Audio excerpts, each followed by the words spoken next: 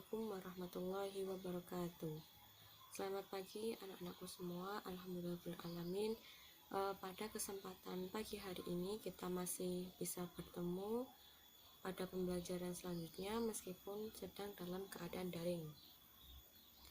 Pada pagi hari ini kita akan belajar tentang etos kerja pribadi muslim. Minggu kemarin kita sudah belajar tentang berkompetensi dalam kebaikan. Masih ingat apa itu berkompetensi dalam kebaikan? Berkompetensi dalam kebaikan itu merupakan sebuah usaha atau kegigihan untuk berlomba-lomba dalam kebaikan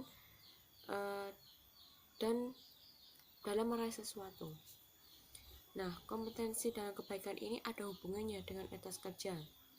Hubungannya yaitu kita dalam berkompetensi itu memerlukan usaha yang gigih dalam meraihnya.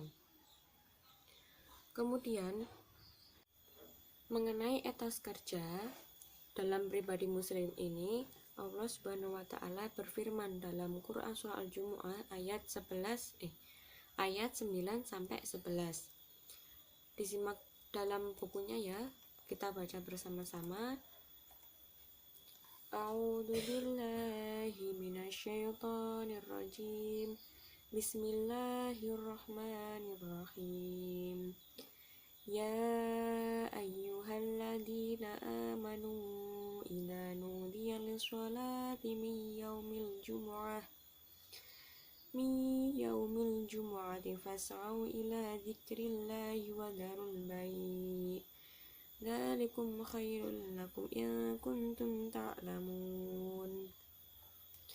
Yang artinya, wahai orang-orang yang beriman, apabila telah diseru untuk melaksanakan sholat pada hari Jumat, maka segeralah kamu mengingat Allah dan tinggalkanlah jual beli. Yang demikian itu lebih baik bagimu jika kamu mengetahui. Fa'idza qudiyatus sholatu fantashiru fil ardi wabtaghu min fadlillahi wa dzkurullaha katsiran la'allakum tuflihun.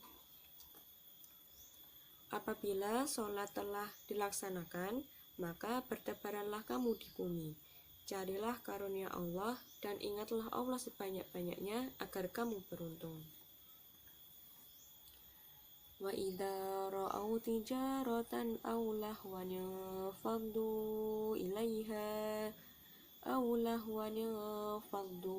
ilaiha wa tarakuka qa'ima qul ma 'indallahi khairum minal lahwi wa minat tijarah wallahu khairur raziqin.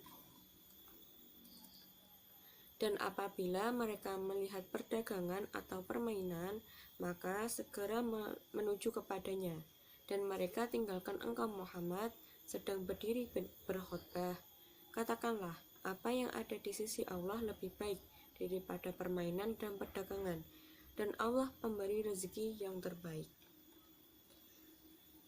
Penjelasan dari ayat tersebut, ayat 9 ini memberikan kita pembelajaran bahwasannya seruan dari Allah kepada orang-orang yang beriman untuk mendirikan sholat. Seruan yang dimaksud ini adalah azan. Apabila azan itu sudah dikumandangkan untuk sholat Jumat, maka umat Islam itu harus segera bergegas ke masjid untuk mengikuti serangkaian sholat Jumat.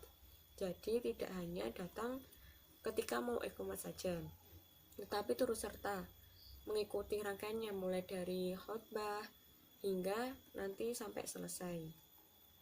Kemudian pada ayat ke-10 ini berkaitan dengan perintah. Di dalam ayat 9 tadi diperintahkan untuk segera sholat apabila sudah waktunya sholat Jumat. Dan ayat ke-10 ini diperintahkan untuk kembali mencari rezeki setelah melaksanakan ibadah kepada Allah Subhanahu wa taala. Kemudian untuk ayat yang ke-11 ini menceritakan tentang bagaimana orang terdahulu itu silau dengan kehidupan duniawi. Diceritakan bahwasannya pada zaman dahulu itu sebagian kaum muslim ketika melaksanakan sholat Jumat dan ada rombongan unta yang datang dari kafilah Bani dagang Dihyah Al-Kalbi dari Syam yang membawa dagangan seperti tepung, gandum, minyak, dan lain-lain itu pada saat kedatangan mereka itu disambut meriah. Nah, dan hal ini menarik perhatian dari umat Islam yang saat itu tengah mendengarkan khutbah dari Nabi Muhammad SAW. Seketika, ketika mereka mendengar tabuhan gendang tersebut, mereka berhamburan keluar dan berkumpul untuk memilih-milih dagangan dari kafilah dagang yang datang dari Syam tersebut. Ini menunjukkan bahwa kecenderungan manusia terhadap hal-hal keduniawian itu sudah ada sejak zaman Rasulullah SAW. Kemudian Allah mengingatkan bahwa apa yang ada di sisi Allah itu lebih baik dari permainan dan perdagangan. Ini mengandung makna bahwasannya keridhaan Allah itu lebih baik daripada kita mengejar sesuatu yang bersifat keduniawian. Dari ayat di atas tadi yang sudah Ibu jelaskan, dapat diambil kesimpulan bahwasannya kita dalam hidup di dunia ini harus seimbang antara dunia dan akhirat. Apa itu akhirat, anak-anak? Yaitu fokus beribadah ketika sudah waktunya dan meninggalkan segala urusan duniawi. Kemudian apa itu duniawi? Yaitu setelah beribadah kita kembali melakukan pekerjaan atau bekerja keras untuk mencari nikmat Allah Subhanahu wa taala, yaitu dengan bekerja keras untuk mencapai apa yang kita inginkan. Kemudian ayat kedua yang berkaitan dengan etos kerja pribadi muslim itu terdapat dalam Quran surah Al-Qasas ayat 77. Kita simak bersama-sama dan kita baca. A'udzu billahi minasyaitonir rajim. Bismillahirrahmanirrahim. Wabtaghi fima ataqallahu ad-daral akhirata wa la tansa nasibaka minad dunya wa ahsin kama ahsanallahu ilaika wa la tabghil fasada fil ard innallaha la yuhibbul mufsidin, yang artinya, dan carilah pahala negeri akhirat dengan apa yang telah dianugerahkan Allah kepadamu, tetapi janganlah kamu lupakan bagianmu di dunia dan berbuat baiklah kepada orang lain sebagaimana Allah telah berbuat baik kepadamu, dan janganlah kamu berbuat kerusakan di bumi. Sungguh Allah tidak menyukai orang-orang yang berbuat kerusakan. Dalam ayat tersebut dijelaskan bahwasannya Allah itu memerintahkan kepada orang-orang yang beriman agar menyeimbangkan antara usaha untuk memperoleh kehidupan duniawi atau memenuhi keperluan duniawi, tetapi juga tidak melupakan usahanya untuk memenuhi keperluan akhirat, dan tidak mengejar salah satunya dengan cara meninggalkan yang lain. Nabi Muhammad itu sangat mencela orang yang hanya mengejar atau meninggalkan duniawi, apalagi menjadi beban bagi orang lain dalam masalah nafkah. Kenapa bisa dikatakan begitu? Karena bila kita itu hanya mengejar salah satunya, misalnya hanya mengejar akhirat, sedangkan kita itu di dunia masih membutuhkan yang namanya makan, pakaian, dan lain-lain. Dan apabila kita hanya mengejar akhirat saja, ibadah saja, nah itu nanti dari mana makannya, kebutuhan yang lainnya dari mana? Pastinya itu akan menyusahkan orang lain, dan hal tersebut itu tidak diperbolehkan ya dalam Islam. Kemudian pada saat kita mengerjakan ibadah itu harus sungguh-sungguh dan penuh penghayatan. Misalnya sholat,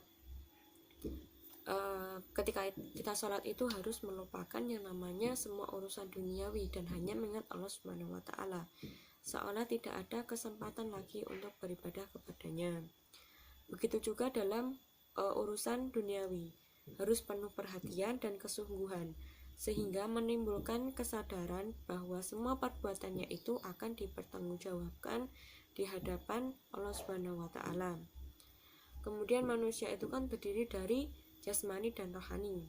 Oleh karena itu, penting bagi manusia untuk bisa menyeimbangkan antara kehidupan duniawi yang berkaitan dengan jasmani dan kehidupan akhirat yang berkaitan dengan rohani, yaitu spiritual dalam diri manusia. Karena pada dasarnya manusia itu mempunyai hubungan antara hubungan dengan Allah yang disebut dengan hablum minallah dan hubungan dengan manusia yang disebut dengan hablum minannas. Dan itu merupakan suatu kewajiban bagi kita untuk menjadi makhluk sosial, tapi tidak juga melupakan akhirat. Kemudian dalam ayat tersebut juga kita diperintahkan untuk berbuat baik kepada sesama, baik kepada sesama maupun kepada Allah maksudnya. Berbuat baik kepada Allah itu contohnya ya menjalankan perintahnya, kemudian berbuat baik kepada manusia itu saling memberi, saling tolong menolong, dan lain-lain sebagainya. Kemudian yang terakhir yaitu kita baik terhadap alam, maksudnya yaitu bahwa kita hidup di dunia ini harus menghargai pemberian dari Allah Subhanahu wa Ta'ala, yaitu berupa dunia dan seisinya yang sangat berlimpah dengan sumber daya alam yang harus kita jaga dan tidak boleh kita sia-siakan. Karena pada dasarnya Allah menciptakan alam semesta ini beserta seisinya itu bermanfaat pula untuk kehidupan kita di dunia. Kemudian untuk selanjutnya,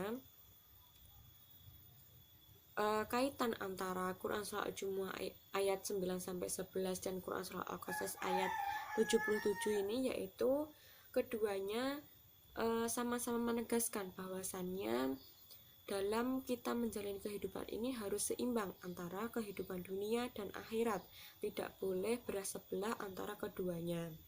Karena bila kita mampu untuk hidup dengan menyeimbangkan keduanya antara dunia dan akhirat, maka kehidupan diri kita sendiri itu juga akan baik dan sejahtera. Nah, itu tadi penjelasan dari Ibu ya. Kalau belum ada yang paham bisa ditanyakan nanti di WA. Kemudian pada slide terakhir itu kan saya terangkan soal tugas ya. Untuk tugas pertama itu sudah Ibu bagikan minggu kemarin dan sudah dibagi kelompok. Insya Allah hari ini kita akan akan melakukan presentasi terkait tugas yang poin 1 itu. Sudah siap ya anak-anak? Kemudian untuk tugas yang kedua itu mengerjakan uji kompetensi yang ada di buku paket. Itu nanti dikumpulkan minggu depan.